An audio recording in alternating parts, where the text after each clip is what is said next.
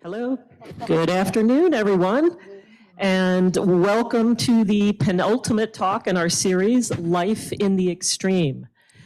Today, we're going off-world with our speaker, Dr. Amy Williams, astrobiologist and assistant professor of geology at UF, whose research focuses on the interaction between microbial life, the geochemical environment, and the rock record on Earth, and how to recognize habitable environments and potentially preserved microbial life on Mars and the outer world moons.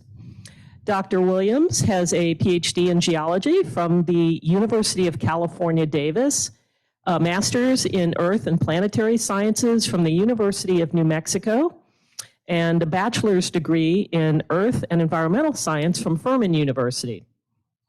She has a postdoctoral research associate at NASA Goddard Space Flight Center and has been a member of the NASA Curiosity rover science team since 2009, for which she has received several NASA Group Achievement Awards and is currently working with the Sample Analysis at Mars, or SAM instrument team, to explore the distribution of organic molecules on Mars's surface. She is also a science team member of the more recently launched NASA Perseverance rover, launched in 2020, whose mission is to seek signs of ancient life and collect samples of rock and regolith for return to Earth. She's also informing the next decade of Mars missions as part of the National Academy's Planetary Science and Astrobiology Decadal Survey, where she's been part of a team of 15 Mars scientists who help NASA prioritize missions for 2023 through 2032. Dr. Williams received a nomination for the 2017 Maryland Academy of Sciences Outstanding Young Scientist Award and was a NASA Earth and Space Science Fellow. Recently, she was awarded the 2022 Provost Excellence Award for Assistant Professors. And her talk today to us is The Curiosity to Explore and the Perseverance to Rove, a decade of discoveries on Mars. Welcome, Dr. Williams. Thank you so much, Paula. It is embarrassing when all of that's read at the same time in front of me, so thank you so much. Thank you all so much for being here in person and online, and hopefully everyone can hear okay and see well, and folks online. All right. Let us know if anything is off. I'm happy to do what we can to fix it. So thank you so much for this opportunity. I do work with Mars missions and I love sharing that with people. And so that's my hope for today, is to give you a little bit of that insight into what the missions are doing and why, and hopefully giving you an opportunity to ask questions that you've always had about Mars and space exploration. And I do feel like an astronaut with this headset, so I'm pretty excited about all of this. I'm waiting for my visor delivery in just a moment. Okay, awesome. So then the final, acknowledgement that I will give is that this is a Prezi, so this is not a PowerPoint. And so a Prezi is a non-linear presentation platform meant for us to be able to explore kind of space, and not just space, but the space within an image, moving in and out of maps. And so what we're going to do is kind of zoom around on our Prezi here. So for some people, it can make you a little bit dizzy if I'm going in and out of images. So I try to do this at a paced level, but I hope you enjoy sort of seeing something that's not a PowerPoint for a little bit here. So let me just jump into Mars exploration and how we got to the point where we are today. As you heard from Paula, I work with the Curiosity and the Perseverance rover missions, but of course we have been exploring Mars for decades now. And so although this schematic doesn't show everything we've done with Mars, this does tell you a bit about what we've been able to explore, at least since the 70s, on the surface of Mars. So Viking 1 and 2 kind of marked the beginning of our surface exploration of Mars from the NASA perspective. Viking was there to characterize the atmosphere, to take images from the surface of Mars for the first time, and notably to search for evidence of life. And now the experiments that Viking carried did not have conclusive evidence for life. It did actually give us so much more information about the surface of Mars, why it's different from Earth, how it's different from Earth, and how we can kind of understand how one of our closest planetary neighbors has really evolved in a very different way from Earth. So we start in the 70s with Viking, we have a bit of a hiatus, and then in the 90s, we start sending landed missions again. This includes the Pathfinder lander with the Sojourner rover, which is this little kind of RC car-sized robot. Now, this was a technology demonstration meant to demonstrate that you could send a little tiny robot rover to Mars, you can operate it, and you can actually do science with it. And this was really the forerunner for our Mars exploration program. In 03 and 04, Spirit and Opportunity, went forward too much here. Spirit and Opportunity, the Mars Explorations rovers here, were sent to follow the water, to find evidence for water on the surface of Mars, which we have now found in a plentiful amount. So that evidence for water is from ancient times on Mars. It's only present now as kind of water ice in the subsurface, a little bit of water in the atmosphere. Every once in a while, some of it melts and you see these little channels of briny water that flow down crater walls before evaporating. And so this is sort of the hydrologic cycle on Mars today. But in the past, it was a really dynamic, warm and wet planet. We have lakes and rivers and glaciers, outflow floods, all of this really incredible dynamic environment that we only see kind of the fossils of today, just this ghostly evidence. So I don't mean to skip our lander colleagues here, Phoenix and InSight, which have given us so much knowledge about the surface of Mars, but sticking with our rover story, in 2011, the Mars Science Laboratory rover Curiosity landed and started searching not now for water, but for organic carbon. So those are the building blocks of life as we know it. We wanted to understand, is there organic carbon on Mars? Could it have fed into an ecosystem very early on? And so Curiosity is actually still running 10 years later. And in 2020, we launched the Perseverance rover. Now, Perseverance is taking that next step from searching for organic carbon to searching for evidence of ancient life on Mars. So we're starting to make this grand circle back to the original intent of Viking to search for our nearest planetary neighbors. So Perseverance is, a year and a half, almost 2 years into our prime mission. And what's really important about Perseverance is that it's able to collect samples for eventual return to Earth with the Mars sample return architecture. Now, I've been kind of sharing with folks that I think that Mars sample return is the grandest architecture that we have pursued since Apollo. These are going to return samples that are going to revolutionize our understanding not only of Mars, but of all of the inner rocky planets, sort of how these planets evolve. And it's going to give us so much more insight into sort of our place on Earth within our solar system and our galaxy. So with sort of this primer to our missions, what I want to do is jump into some of the highlights and findings from the Mars Science Lab, so the Curiosity rover mission. And so what I'd like to start out with is a little spec sheet here of what Curiosity has done. So we launched in November 2011, landed in August 2012. Our prime mission was 1 Martian year. We are now about 5 Martian years in, so that is more than 10 Earth years. And I have our Sol number here. I updated this morning, 3,639. So a Sol is a Martian day. So we have greatly exceeded our prime mission, and we're in our 4th extended mission now. So we're still exploring, we're still doing science.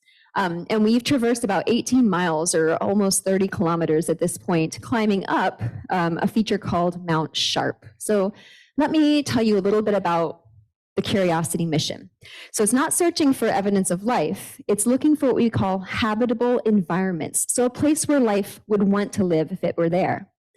So what we can do is look for aspects that a biological environment we want to live in, like evidence for water in the past, evidence for organic carbon, energy sources that like a little microbe, like a bacterium would want to use.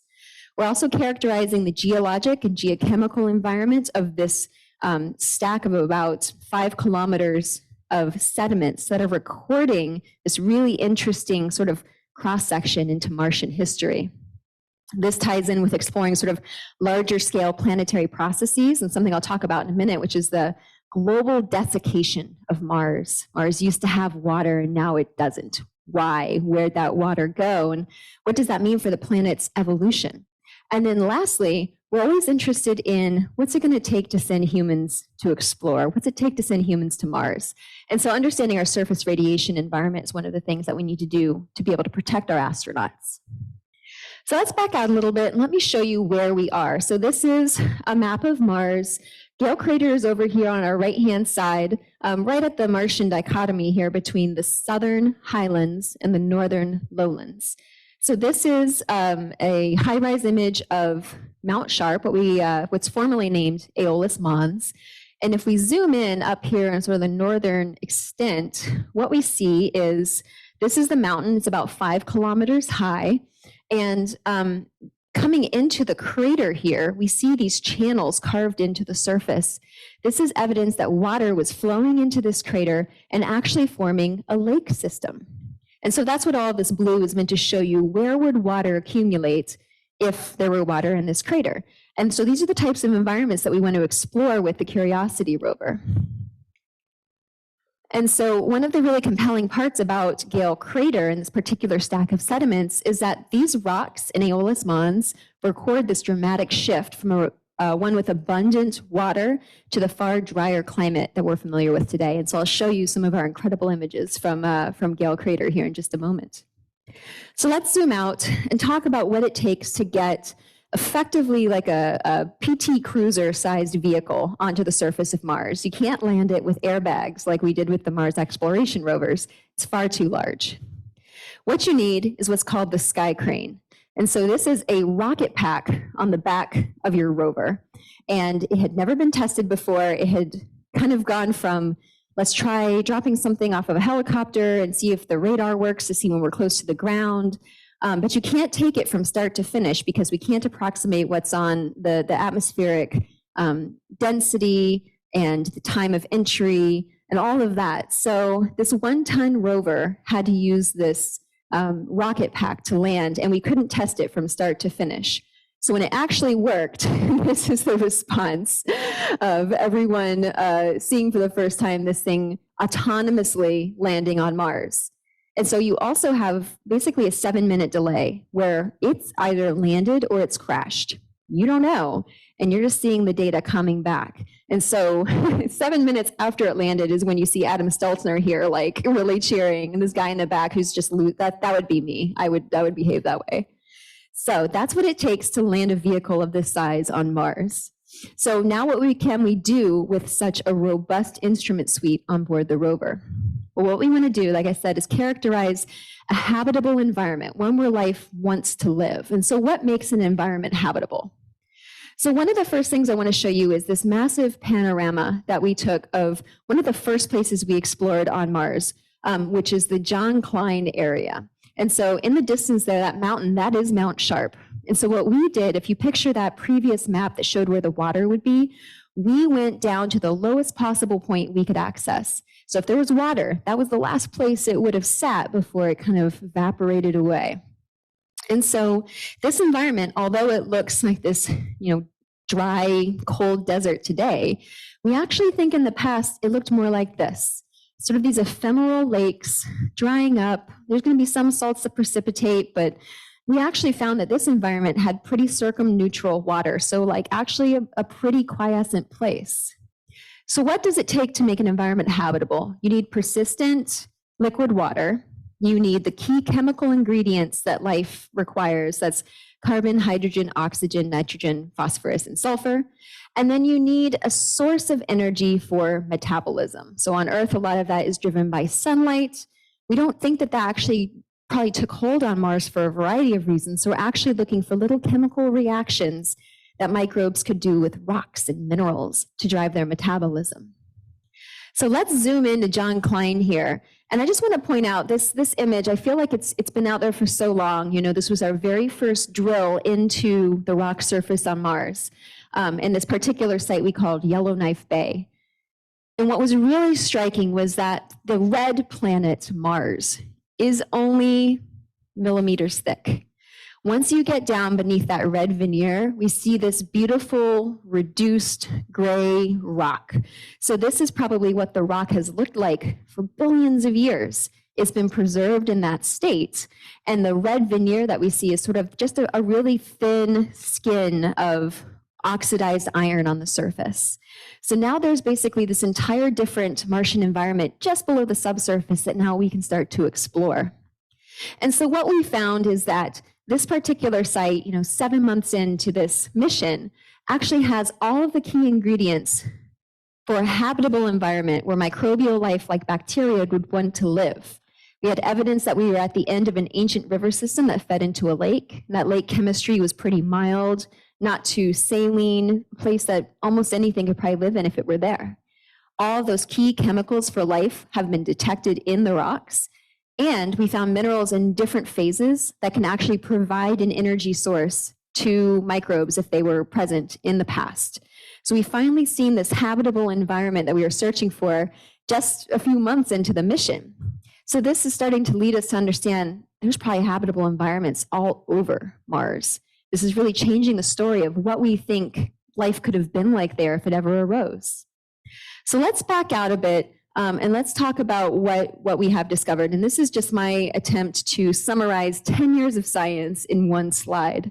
So of course, the evidence for persistent past liquid water. One of the really beautiful things we saw right when we landed was this type of rock called a conglomerate. Here, okay. So a conglomerate, which is, you can see those pebbles in the rock. It takes a decent flow of water to move pebbles, right? And so we're looking at something that's probably like ankle to knee deep water flowing and moving these rocks, depositing them, and they get cemented in place there and stayed for billions of years. And we were able to discover them right at our landing site. We found a suitable environment for microbial life in almost every one of our drill holes that we have with the Curiosity rover. And we're only looking about 6 centimeters into the subsurface. So, it's not a lot, but imagine it's a world away from only looking at that surface. It's an entirely different sub-environment we can finally access. One of the key things that I study is finding evidence for organic carbon preserved in those rocks. Now, that doesn't mean it's evidence for life. It just means those building blocks are there. And we found evidence for a persistent and dynamic activity of methane in Mars's atmosphere. Now, this is one of the things that people say could be a biosignature. We found that it just doesn't follow, very basic models for abiotic or biotic generation of methane. So we're still trying to understand, where is this coming from? Why is it so different from what we would expect on Earth and from models of how methane should be behaving? We've also been assessing those radiation risks to humans going to Mars by monitoring over the course of 10 years.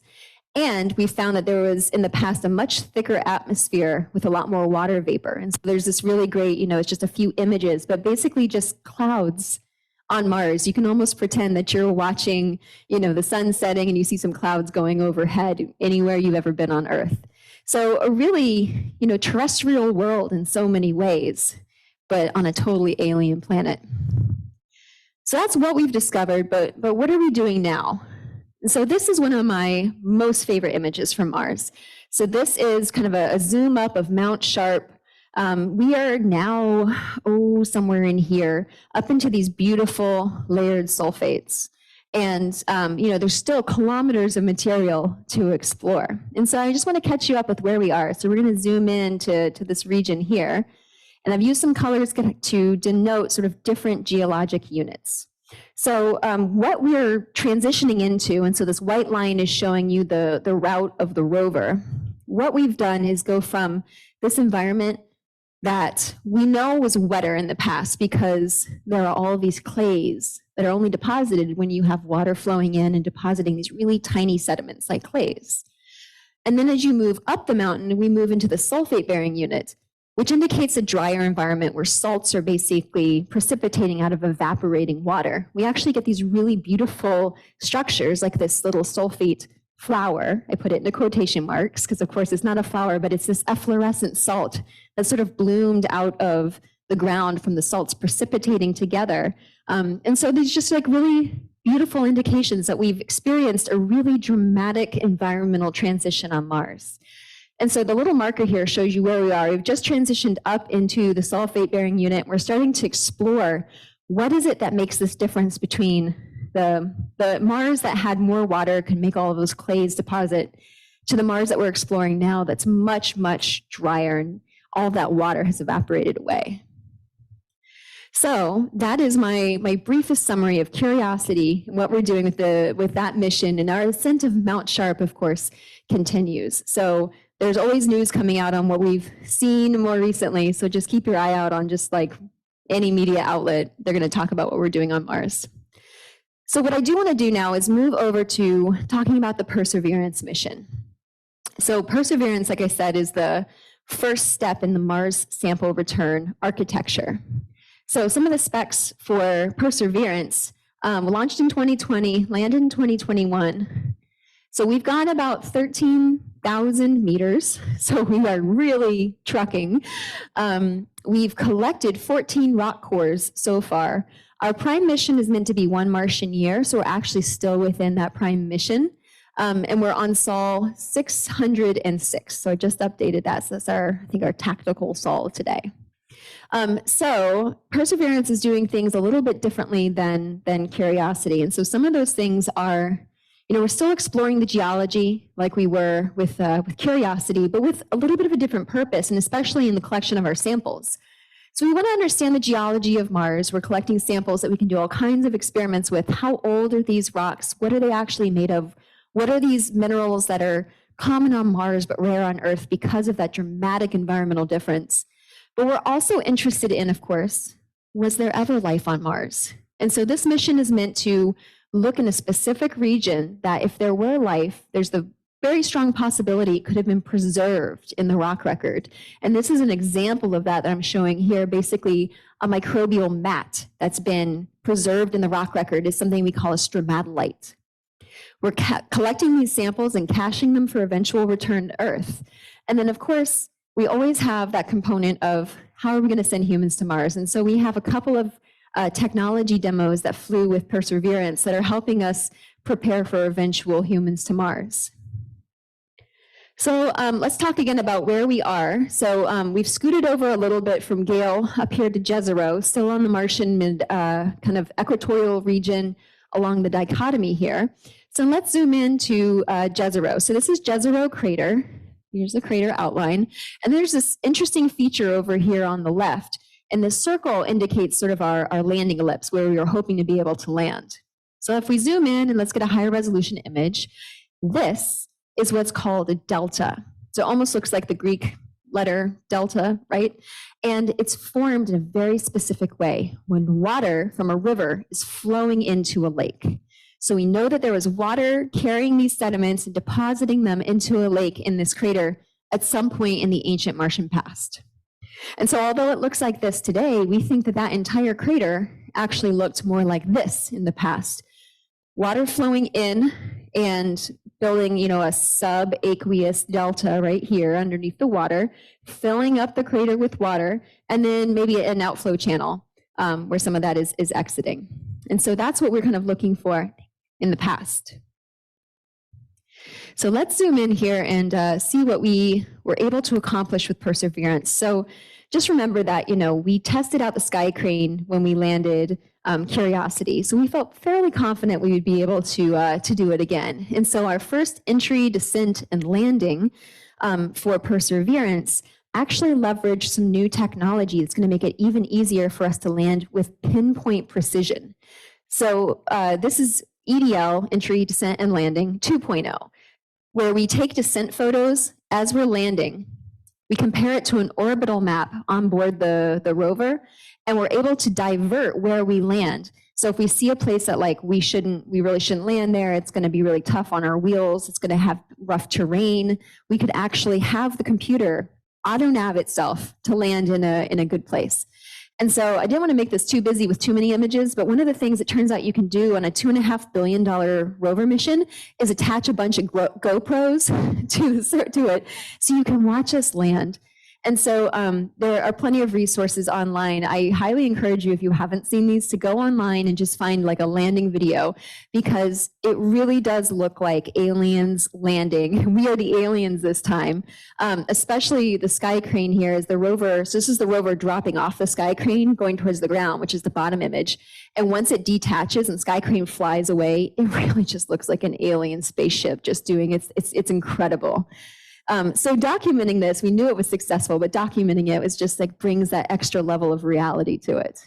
So we land the mission. What are some of the things that we have on this rover we didn't have on the previous one? Well, one of them is our Ingenuity helicopter. So just like Sojourner, the rover, was a technology demonstration on the Pathfinder mission, Ingenuity here has been our tech demo helicopter for this mission.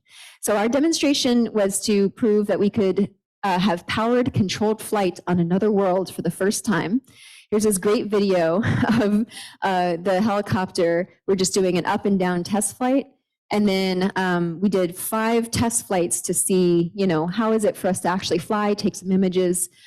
So we've actually done, I think, 33 flights now. So once we exited our tech demo, we're actually in an operations demonstration phase to see how future rovers and their, aerial explorers can work together to accomplish more science and more exploration with these relatively small vehicles. So that's one of the new things that we have. The other thing that we can do now is coring rocks, not just drilling down into the rock and making a powder, but grabbing samples that we can return to Earth. So I've got 2 images here. The top one is actually an abrasion bit. So it's meant to kind of just pound into the rock and get rid of that oxidized veneer that you saw before so that we can see what the texture inside the rock looks like. The bottom one is actually one of our drill bits. And so what we're doing is this cylindrical drill bit is going to cut the rock out from, the core out from the rock interior, collected directly into a clean sample tube. So there's a rock in the drill bit, and this is what one of our sample tubes looks like. Within that, very fancy tube, the core is going to be about 1/2 inch in diameter, about 2.5 inches long. So these are very expensive, small pieces of rock that are, in my opinion, going to be one of the most scientifically important samples that we can possibly bring back to Earth. And so this is actually what's called the cache cam. So we're creating a cache of samples, showing the rock inside the tube and then getting the hermetic seal on it so that we know that it is sealed and safe for caching and eventual return to Earth. So those are the new things that we've been able to do with Perseverance. And so what I want to do is just talk a bit about the science that we've seen on the crater floor and then going up towards that delta feature that I showed you. So on the crater floor here, so you can see sort of the delta that I pointed out to you, and our landing site's actually down here. We named it the Octavia E. Butler landing site. And if I zoom in and kind of show you our traverse, so we landed up here, and even though we wanted to go to the delta, which is sort of off the map now, what we want to do first was actually see what is this weird thing that we landed right next to, these 2 rock units. So we named them Maz and Seta, and we actually kind of bounced around the edge of it to get down into Seta. And so what we saw as we drove around the corner here were these nice layered rocks. We're like, okay, this might be what you would expect to see in a lake bed on a crater floor on Mars. These like low-lying paver rocks. Coming around the corner, you're kind of seeing similar kinds of rocks and geometries. And we finally dropped down into this really interesting Seta region. And so what we're seeing here, you see these like big grains. I know we don't have a scale bar on here, but these big green grains, and you can see them even in this image of an entire rock face. These are olivine. Olivine is a mineral that we see in basically igneous rocks, so rocks made by magmas cooling off. So it turns out in this lake bed that we meant to land in, we actually landed on a bunch of magmatic and volcanic rocks. So all of the rock out here, all of these are lava flows. And this is actually what we call an olivine cumulate. So a rock that only forms when you have magma cooling underground. So not what we expected, and I think that just tells us more that Mars is hard. There's so much going on that at the 50,000 foot view, you really can't tell those details until you get your wheels on the ground. So just as a summary of what we found in the crater floor, and here's that same loop I was showing you, what we've done is we've collected samples from 4 locations. So we took 2 cores at each of these sites. So you're going to have 2, 2, 2, and 2. And then the kind of third image that you see over here, these are all abrasions. Remember that abrading bit I showed you, which lets us look underneath that surface veneer and kind of get at the texture and try to understand what these rocks are made of before we take the samples. So we've got these samples. They're going to go from our sample return, but there's so much more that we want to explore before we're ready to cache these samples. And so that leads us to the Jezero Delta. So again, river deltas are habitable environments on Earth. That's why we want to explore them on Mars.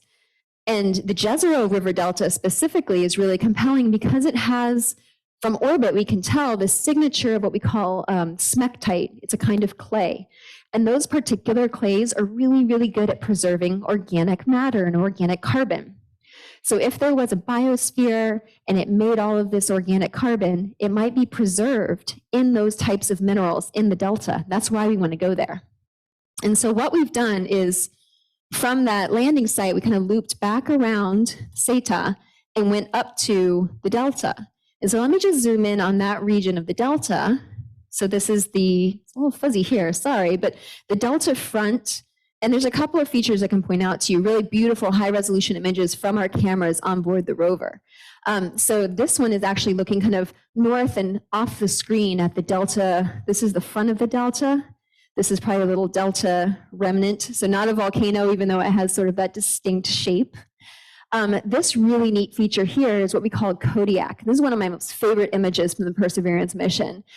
So this is a delta remnant, meaning it's part of that delta that had prograded out into the basin, and it's been eroded back over eons of time of wind abrasion on the surface of Mars. But you can still see like really clear geometries, like these flat-lying rocks, and then these ones that are tilted, and these flat-lying ones again. That only forms when you have a delta structure prograding into a lake. So it's like this most perfect evidence for what we thought we were going to see on Mars. So finally we're confirmed that what we thought we were going to see, we're seeing. We also, if we look at the delta front here, finally encountered our first sedimentary rocks at a place that we called Enchanted Lake, and that's where we're exploring right now. We've also looked at this other part of the delta front called Hawksbill Gap, and we found these really intriguing kind of light-toned sulfate cemented mudstones that have a really interesting organic signal in them. And so we've been able to sample these rocks for Mars sample return. So let me just bring up like our whole suite of samples that we are going to be caching at this first part of the mission. And then we're going to actually continue up the delta and out of the crater to collect several more samples. And so I think that we are able to return maybe up to 30, something along those lines. So we're going to have 2 caches that we can choose from to put our samples in and to eventually return to Earth. And so the samples that are new, once we got out of the crater floor over here on the bottom right, the new samples are all up here. So Shuyak and Mugik, Hazeltop and Bear Wallow, and Swift Run and Skyland are all cores coming from the delta front. So let me just step back from what we're collecting with Perseverance right now to what we intend to do with them, with Mars sample return. So hopefully what you've gotten from this is kind of the last decade of Mars exploration focused on what our rovers have been doing, although of course there are other missions from other space agencies. We have landers that have done incredible science in the past decade. Really the next decade of Mars exploration is Mars sample return. So this is going to include Perseverance collecting samples. We're actually sending some helicopters to help with collecting those samples and sending them to the Mars Ascent Vehicle. This is going to be the first time that we launch off the surface of another world. Just like with Sky Crane, a technology that can't be demonstrated start to finish until you're actually on the ground and ready to do it. But this is that grand architecture that's going to enable us to bring back samples that are going to inform us in ways that we just cannot possibly do with robotic exploration alone. And so that's sort of the next stage, next step in Mars exploration. And so with all of this, I just want to say, we have these incredible questions that we are finally able to answer. We have so many more places we can go with Mars and planetary exploration. And one of the motivations that I have for this, I want to share with you, one of my favorite quotes from Carl Sagan, that the universe is a pretty big place. And if it's just us, it seems like an awful waste of space. So with that, thank you so much. Well, thank you very much, Dr. Williams. That was really fascinating. Do we have any questions from the audience? Yep. Do you want me to exit it? Hi, That was very interesting. Thank you. What are you doing to prevent contamination? Yeah. Because it seems like, particularly with humans going up there, it's almost inevitable. So yeah, it definitely depends on who you talk to about the potential for humans to forward contaminate Mars. Certainly a concern for many people. So there's an advisory body. Oh, see, this is like, sorry, side camera. You were looking at my back the whole time. There is an advisory board or group called COSPAR. One of the things that they developed years ago, decades ago even, is policies on forward and backward contamination potential from any world we go to. And Mars, you know, and the icy outer ocean worlds are ones that are focused on a lot. And so when we send spacecraft, we go through all of these steps to sterilize everything that goes into the spacecraft as well as the exterior. They are never going to be totally and completely clean, right?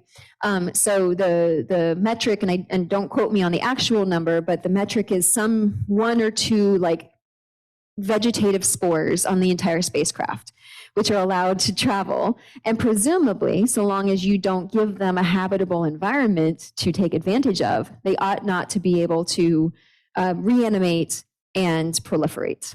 And so that's been how things have handled for a while. And the level of cleanliness that has to be accomplished with like taking the cores and putting them in the drill stem and then hermetically sealing them, all of that is carefully worked out so that we are not forward contaminating. But then, you know, now there's the conversation of, well, you're about to bring samples back from Mars that you hope have evidence for ancient life, right? Not something modern that can reanimate, but that's the kind of, you know, Pandora's box you can't close, right? And so what's being built is a one of its kind facility that will house these samples upon their return. So all of the steps, so like launching off the surface of Mars, we're going to actually capture that rocket with an orbiter that brings it back to Earth. There's a detach of the sample vessel from the orbiter, so you have no direct contact with things that have touched Mars until you get to delivering that to Earth.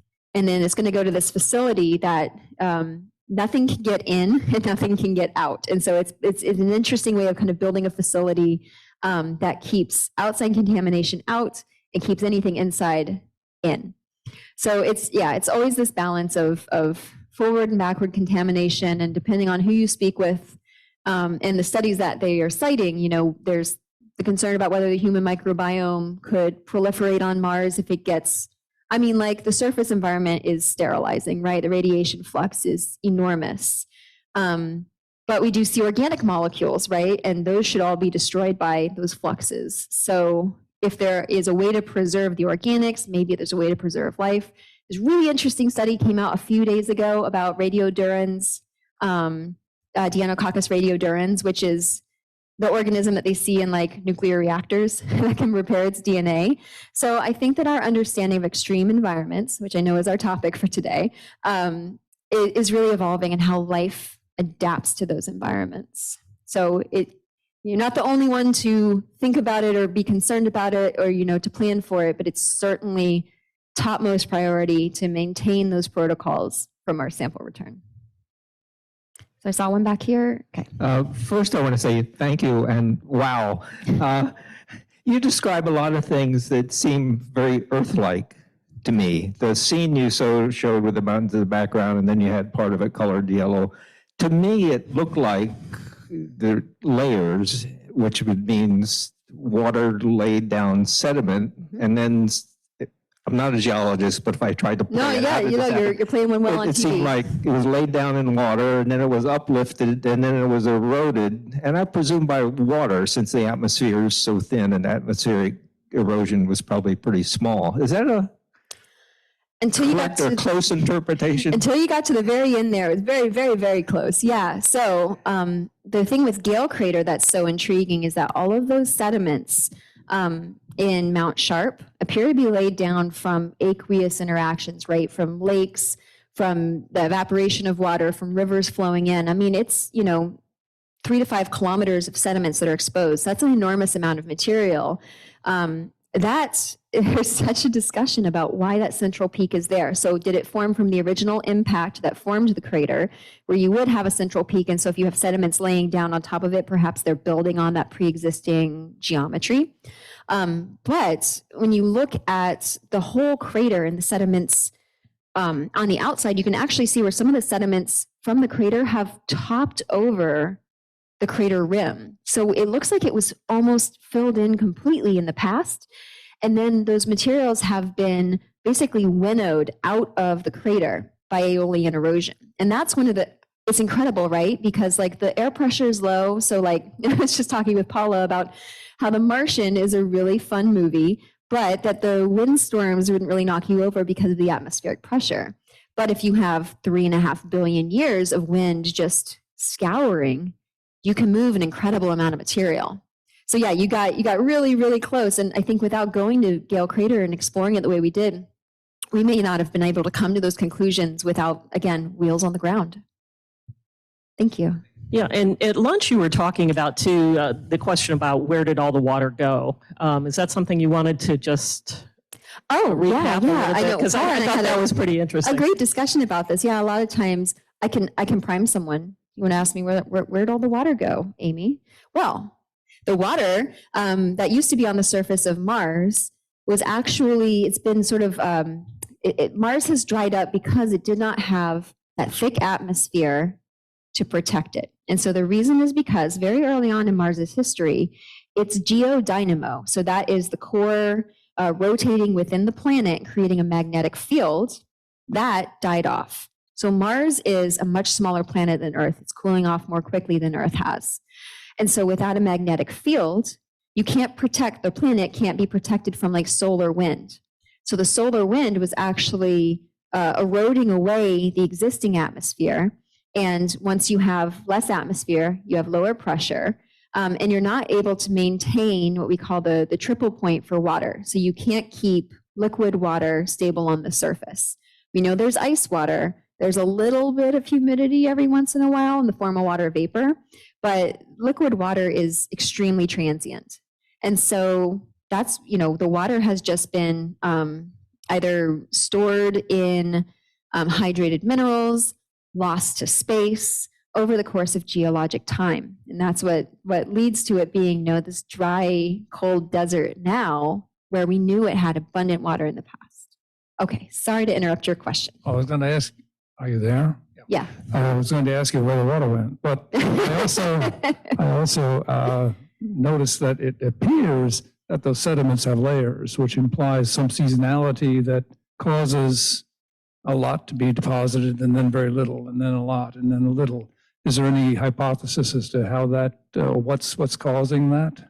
Right. So it's less seasonal and more periods of like long-term deposition. So if you have water coming in from outside the crater and into that crater floor, so water is going to flow downhill even on Mars with lower gravity. And so if that water is carrying sediment, it's going to flow in and it's going to form those layers.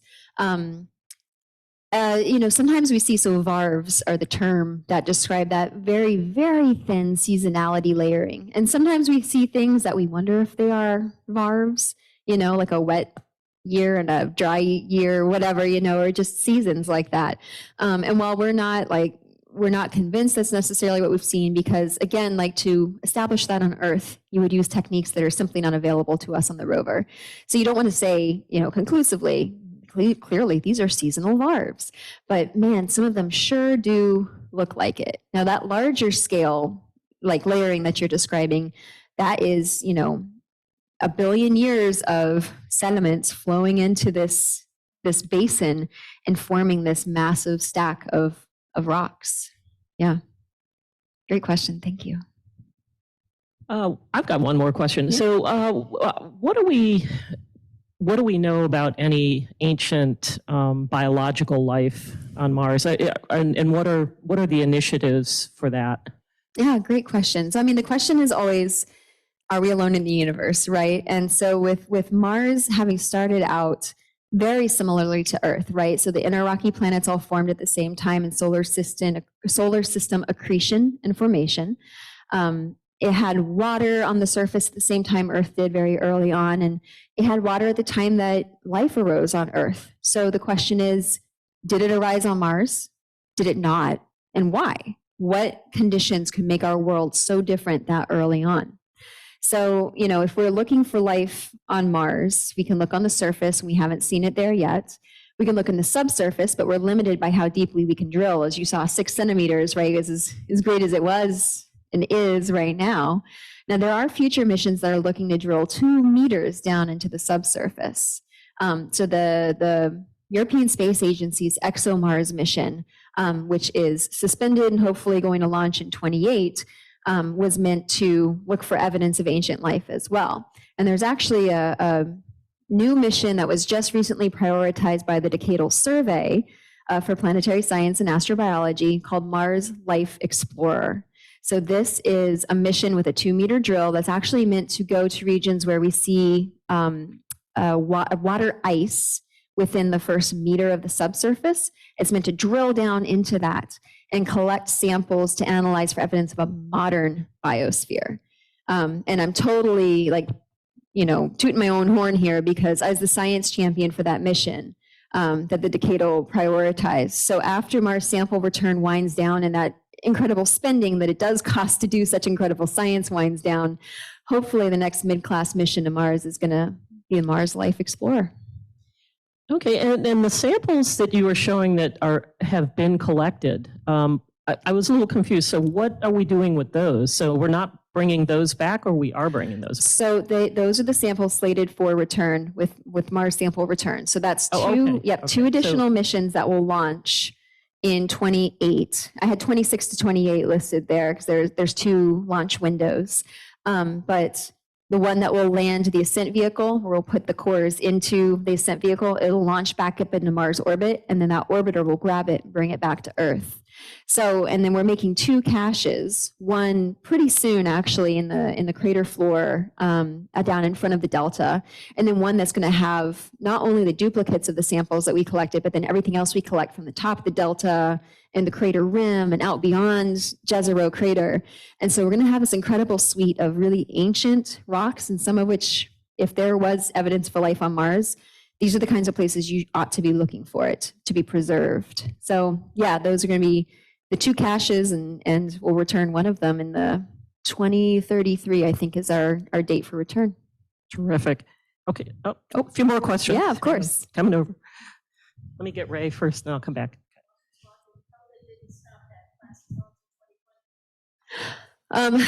So COVID didn't. Every launch I feel like is always delayed. I think this was supposed to be 2018 and it launched in 2020. I think Curiosity was supposed to be 2009 and launched in 2011. So things always kind of slip. Thank you for your talk today. It's very interesting. Are there other countries that are doing the same thing we're doing? And if so, is there a collaboration and all of that? Oh, that's a really great question. Yeah. So the European Space Agency, of course, has been sending missions to Mars and collaborating with NASA for a while. Mars sample return is actually a collaboration between ESA and NASA. There is the Russian Space Agency that has been working with ESA as well for a while. And then there's actually, so the Chinese Space Agency, of course, is active, and both the Chinese Space Agency, which landed a rover on Mars just a little bit before Perseverance landed, and then also the United Arab Emirates sent an orbiter to Mars called the HOPE mission. And so these are, I mean, there are other space agencies, of course, but these are the ones that have been active on Mars recently. And so, yeah, there is collaboration on different projects between space agencies.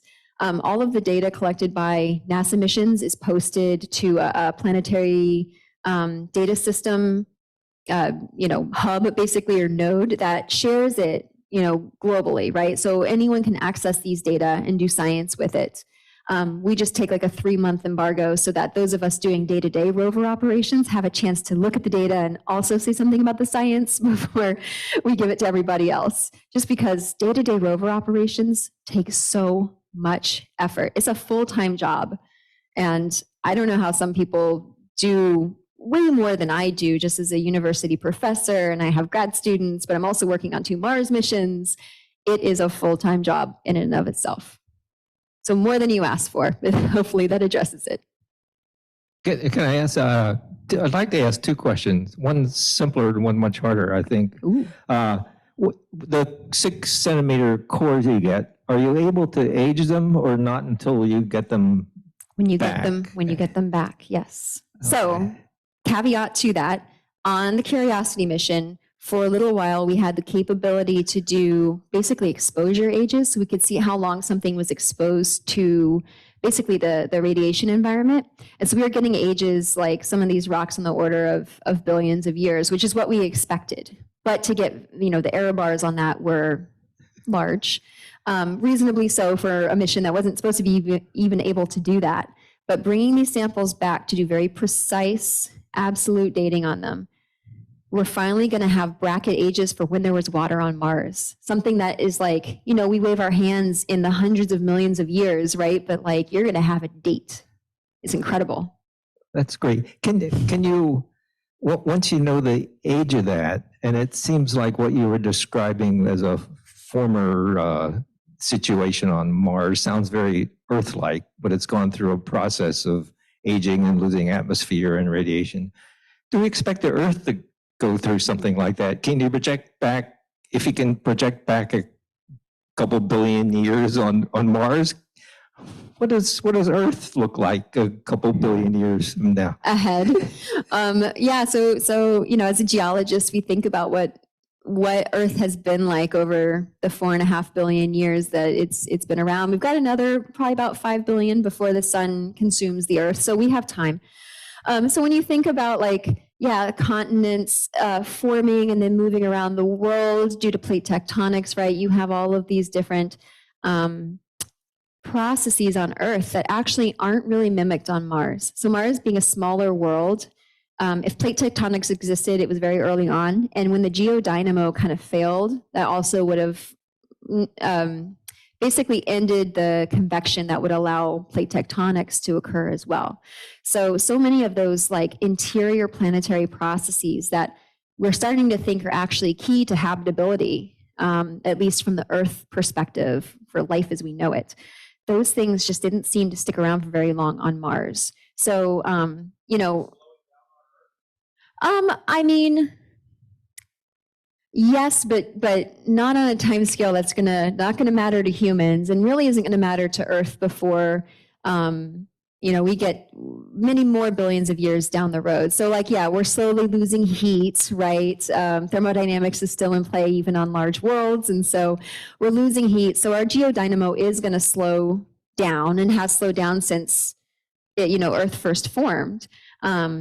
But on the order of geologic timescales, it's not going to impact us so much. But yeah, you're going to see that slowing down. Plates are going to keep kind of circulating and bumping into each other, forming mountains. All of those processes will continue. Thanks. I just wanted to ask why the southern polar cap is so much bigger than the northern polar cap. Oh gosh, where no, right? You have to go to something that's so far outside of my expertise. Okay. I'm gonna, you can pass it back. Say planetary dynamics. I'm gonna wave my hands a lot at that. I know.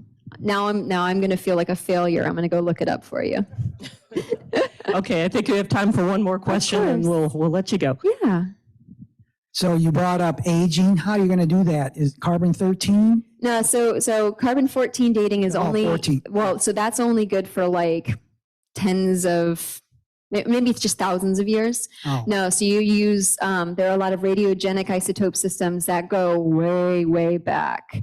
So you're talking on the order of, it's radiogenic isotopes. Yeah, carbon-14 is a radiogenic isotope, but systems have different time periods that they are effective for.